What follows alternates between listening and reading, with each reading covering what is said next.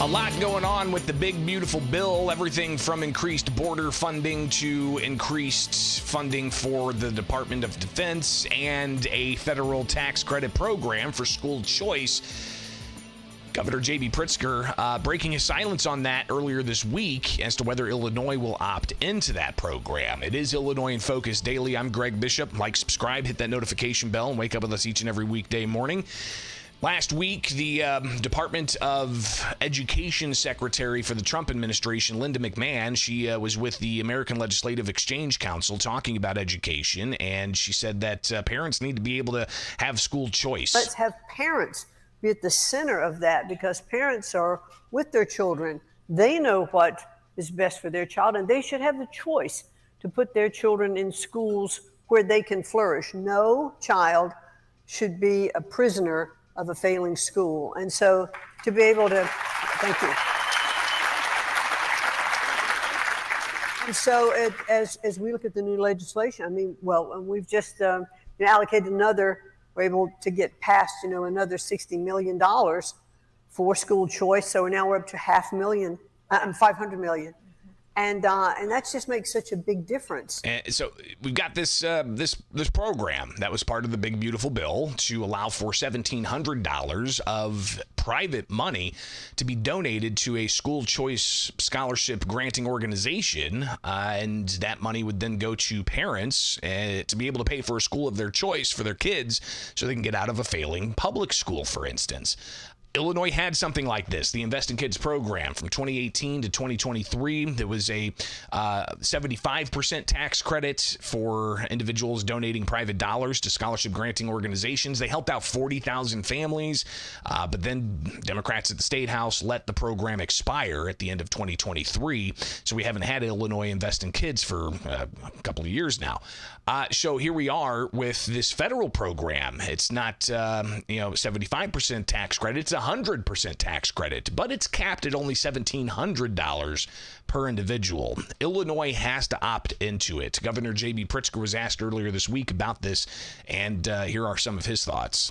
Well, it's a great... All right, actually, here you go. Let's go over here to the governor. We'll have Andrew Chesn here in a moment.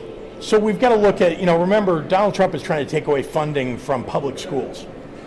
Right, he has shut down funding to the states for public schools, and we've had to sue to try to get it back. So this idea that he's for education and that's why he pushed having this provision in the bill is just false narrative.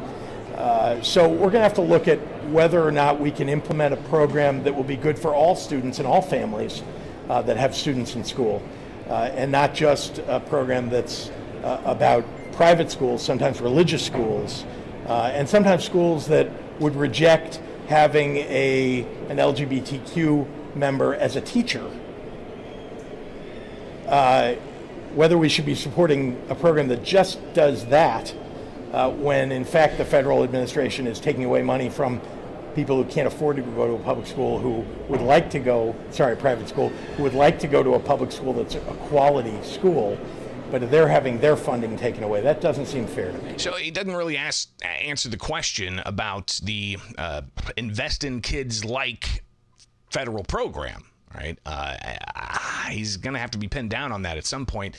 That federal program kicks in 2027, so there's still some time here, and it's obviously going to be an election issue heading into 2026 for members running for the Illinois State House, for instance, and even for the governor and whoever's challenging him on the Republican side. But here's what the program does. Andrew Chesn supports it, and he says that Illinois should opt into it. Well, it's the greatest way to give opportunity to people that deserve it the most or that need it the most, and that would be our minority communities, those areas that have been underserved and have been victims of poorly functioning school systems that have not provided adequately the proper skill set necessary for many of these people to be in a successful situation when they graduate.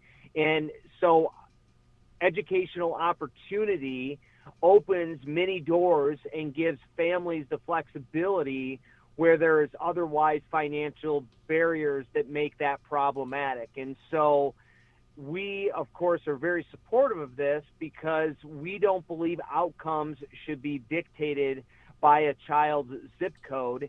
And any reasonable person should recognize that many of these children are trapped into some awful school systems that they can just simply not get out of because their families don't have the financial means to provide a different educational choice.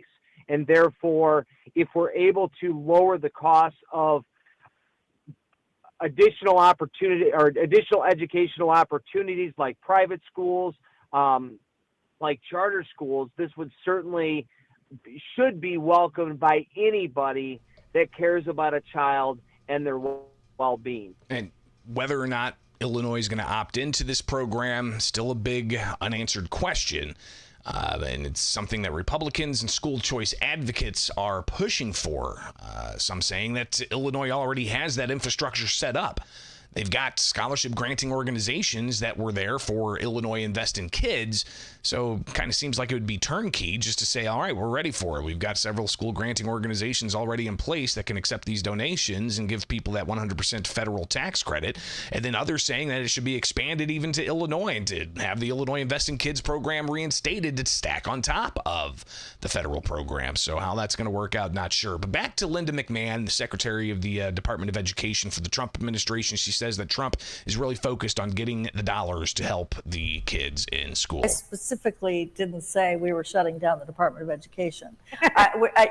We're talking about this and trying to say, no, we're repurposing all the good parts and all the things, the necessary functions, and kind of shifting them to the different places once you get that all laid out, right? And that's exactly the plan. However, I have a boss who says to me every time I see him, so how are we moving along with shutting down the Department of Education?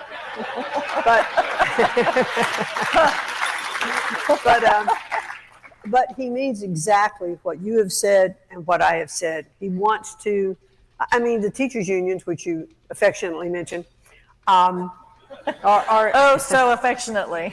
are insistent, that the president hates education, and he's getting rid of education. Well, it's the most far-fetched thing ever. He really just wants to make it the most excellent education system that can be in the world.